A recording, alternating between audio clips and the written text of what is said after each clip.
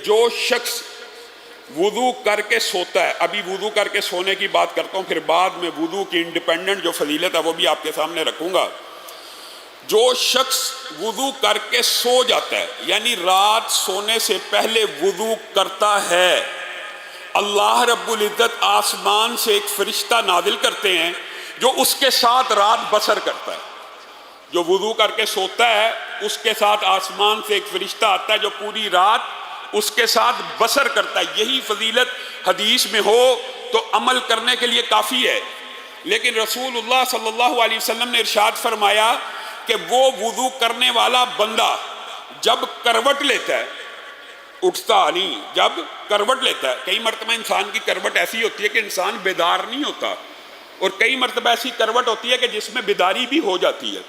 یہاں مراد وہ کروٹ ہے کہ جس میں بیدار نہیں ہوتا، انسان لاشعوری طور پر ہل رہا ہے، کروٹ لے رہا ہے، پانسا پلٹ رہا ہے، جتنی حرکات دوران نیند کر رہا ہے، جو بھی حرکت کر رہا ہے، وہ جو فرشتہ رات اس کے ساتھ بسر کرنے کے لیے آیا ہے وہ کہے گا اللہم اغفر لی عبدک، اللہم اغفر لی عبدک، اللہم اغفر لی عبدک، اے اللہ اس بندے کو معاف کر۔ ابھی کروٹ لے رہا ہے، ابھی لاشعوری طور پہ ہے، کروٹ لے رہا ہے، اے اللہ اس بندے کے گناہ معاف کر، کیونکہ یہ وضو کر کے سویا ہے۔ فَإِنَّهُ بَاتَ طَاهِرًا، یہ وضو کر کے لیٹا ہے، صرف وضو کر کے لیٹا ہے، صرف وضو کر کے سویا ہے، اس کے لیے فرشتے مغفرت کی دعائیں کر رہے ہیں آسمان سے نازل ہونے والے۔ لا يسبقونہ بالقول، یہ آیت آپ نے ہمیشہ یاد رکھنی ہے، لا يسبقونہ بالقول، فرشتے اپنی مرضی سے نہیں بولتے، وَهُمْ بِأَمْرِهِ يَعْمَلُونَ، اور وہ اللہ ہی کے حکم کی تعمیل کرتے ہوتے ہیں۔ اور آگے اسی آیت کے آگے اگر آپ دیکھیں وَلَا يَشْفَعُونَ إِلَّا لِمَنِ ارْتَضَىٰ، اور وہ کسی کی سفارش بھی نہیں کرتے مگر جس سے رب راضی ہو جائے۔ اب بتائیے صرف وضو کرنے سے رب کی ایسی رضا ہے کہ آسمان سے فرشتہ اتر رہا ہے اور اللہ سے دعا کر رہا ہے، اللہ حکم دے رہا گویا کہ اس بندے کے لیے دعا کر، قبول کس نے کرنی ہے؟ اللہ نے، تو گویا اس دعا کی قبولیت میں کوئی شک نہیں۔ اور اگر اگلی حدیث میں آپ غور کریں، یہاں پہ حدیث میں کروٹ کا لفظ نہیں ہے، یہاں پہ حدیث میں لفظ ہے کہ جس نے وضو کر کے نیند کو اختیار کیا یا سو گیا اور پھر وہ بیدار ہو گیا۔ کئی مرتبہ نیند میں آنکھ بھی تو کھلتی ہے نا، ضروری نہیں ہر کروٹ پہ آنکھ کھلے، لیکن جس وقت آنکھ کھلتی ہے اس وقت بھی فرشتہ یہ دعا کرتا ہے اللہم اغفر لی عبدک، اے اللہ اپنے اس بندے کو معاف کر کہ یہ وضو کر کے لیٹا تھا اور وضو کے عالم میں اس کی آنکھ کھل گئی ہے۔ یہ دو حدیثیں الگ الگ ہیں، ایک کروٹ کی اور ایک بیداری کی، اور اگر اس کے ساتھ تیسری حدیث ملا لی جائے تو بات شاید میں اور آپ اس کے اوپر عمل کریں۔ کیوں جی؟ ارادہ کرتے ہیں نا انشاءاللہ، وضو کر کے سویا کریں گے انشاءاللہ، ارادہ کرنا چاہیے۔ وعدے کرنے سے کئی مرتبہ انسان پھر وعدہ خلافی کا مرتکب ہو جاتا ہے، بجائے ثواب لینے کے گناہ انسان کمانا، یہ مقصد نہیں ہے۔ ارادہ کریں کہ حسب استطاعت، حسب توفیق، میری بہنیں بیٹیاں، میرے بھائی بیٹے، کہ ہمیشہ پوری زندگی یہ عادت اپنا لیں گے کہ وضو کر کے سوئیں گے۔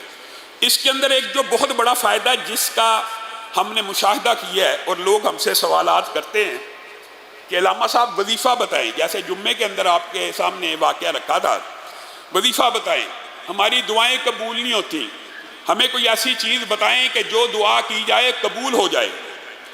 بسم اللہ۔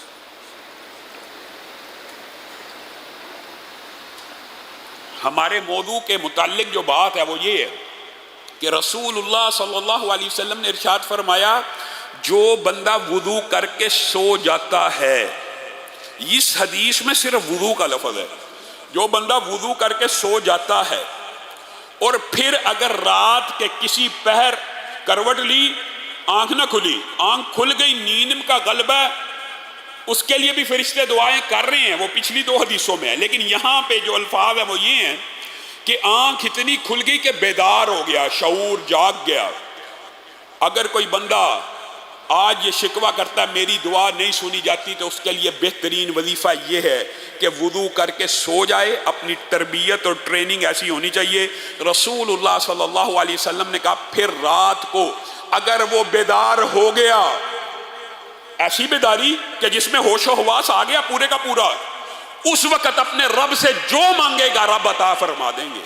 یہ خالی وضو کے ساتھ ہے.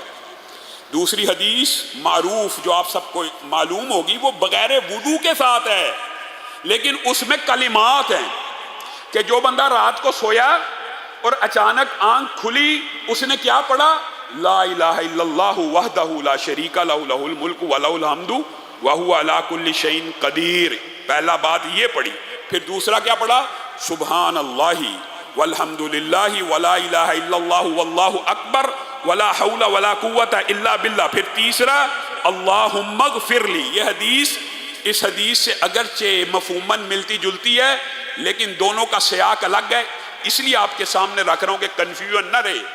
یہ حدیث خالی وضو کی ہے کہ وضو کر کے سویا، اٹھا، آنکھ کھلی، دعا کی تو قبول ہو گئی. وہ حدیث خالی کلمات کی ہے، وہاں پہ وضو کا لفظ موجود نہیں ہے. تو انسان کو کیا کرنا چاہیے کہ وضو کر کے سوئے اور بالفرض آنکھ کھل جائے تو وہ کلمات والی حدیث کے اوپر بھی عمل ہو جائے گا. اور اگر وضو کر کے نہیں بھی سویا تو اپنی زندگی کے اندر اس ٹریننگ کو حصہ بنا لیجیے اپنی لائف کا، کہ جب بھی آنکھ کھلے. اور قسم کھانا صرف بات میں تاکید پیدا کرنے کے لیے ہوتا ہے. یہ صرف آپ 5 یا 6 دن، صرف 5 یا 6 دن کہہ رہا ہوں. میری بہنیں بیٹیاں جو سن رہی ہیں، وہ بھی جو سامعین ناظرین سن رہے ہیں، وہ بھی جو آپ لوگ، صرف 5 یا 6 دن آپ ہر روز رات کو نیت کر کے سوئیں کہ اگر میری آنکھ کھلے گی تو میں لا الہ الا اللہ وحدہ لا شریک لہ لہ الملک ولہ الحمد وہو علی کل شیء قدیر پڑھوں گا پہلے.